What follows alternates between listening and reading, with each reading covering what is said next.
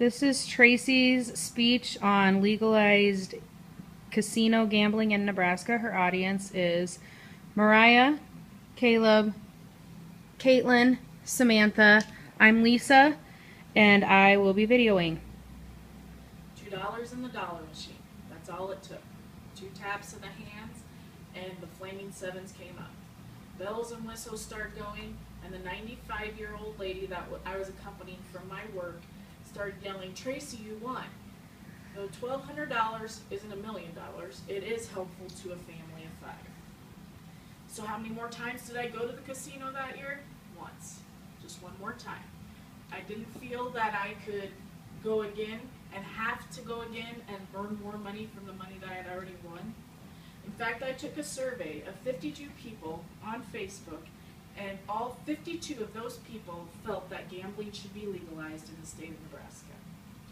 By making casino gambling in Nebraska legal, we as residents of Nebraska would reap the benefits in our school systems, state parks, and provide some property tax relief.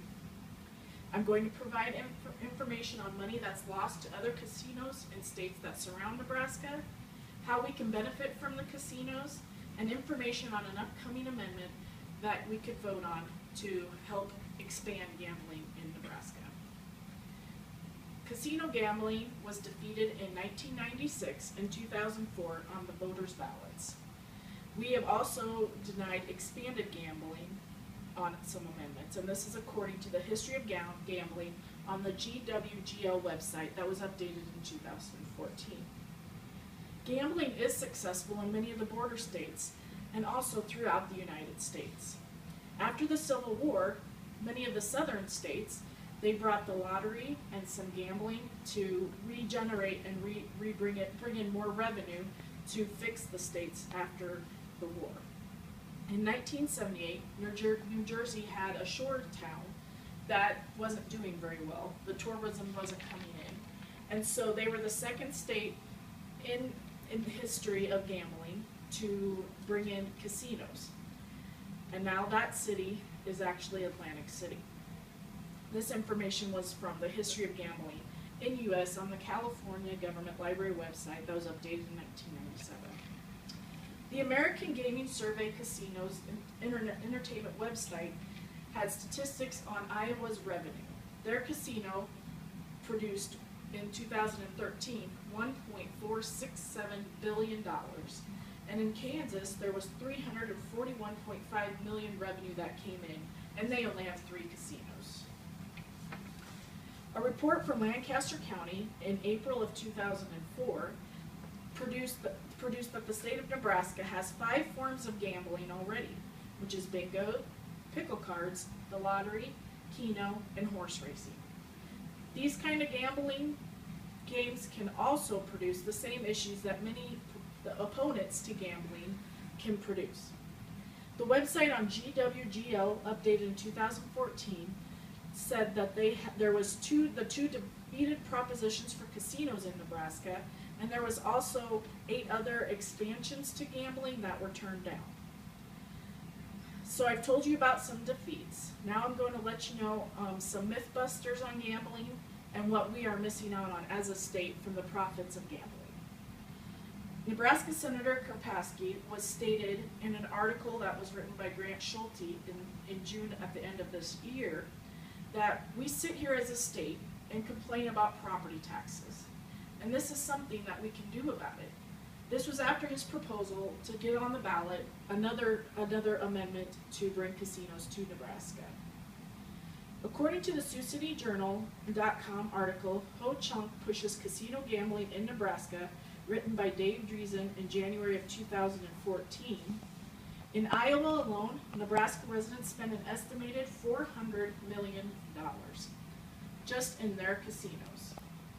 There's fears and myths for opposers of gambling. They feel that there will be an increase in crime.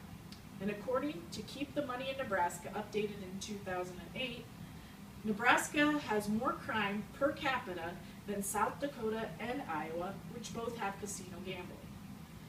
There's also the fear of an increase in unemployment and an increase in welfare. Well, according to a University of Chicago study, jobs when the jobs are increased because of casinos, the welfare costs then go down.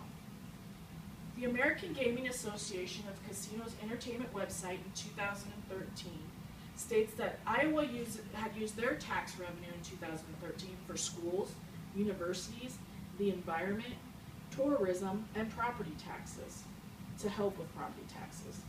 Kansas used their casino revenue to decrease the state debt, and also they set aside a certain portion of the money for gambling addiction. So I've dispelled some of the misgivings. I've given you some proof of how successful the border states are. Now I'm going to let you know how you can help to legalize casinos in Nebraska. There is no proposal on the ballot this year to legalize casino gambling, but there is a proposal to expand gambling. In November of this year, you could vote on that proposal.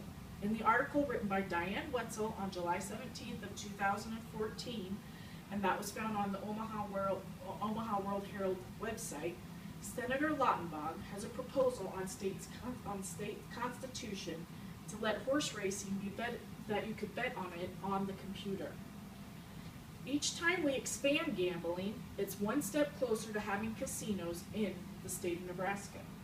You can also contact your state representative and let them know that you're a proponent of gambling, and in our area it's Adrian Smith.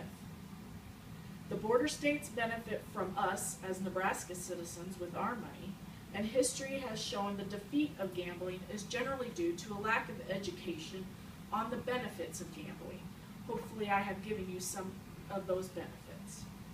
Gambling Facts and Statistics, written by Dr. Campbell on pbs.org, states gambling is a part of ourselves which longs for change, the wooing of the unknown, the chance, the danger of all that is now. It sends us to both the gaming table and the moon, the lab and the numbers man. It's a part of what makes us human. Become a proponent of casino gambling in Nebraska. Vocalize and vote if we have the chance. That's it.